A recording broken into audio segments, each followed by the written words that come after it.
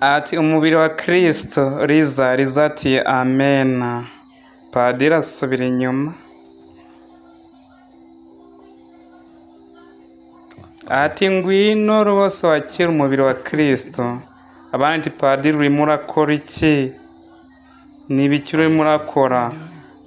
Padiri ati rwose akira umubiri wa Kristo. Ufite ikibazo ki? Abana ati no oya.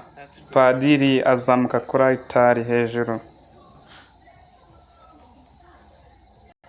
ati Liza ngwino wakira umubiri wa Kristo.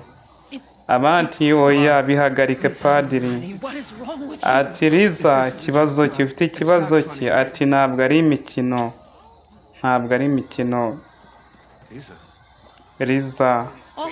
Liza rwose arahaguruka. Kiba igitangazo gikomeye kubera ko yari amaze n'igihe yaramugaye.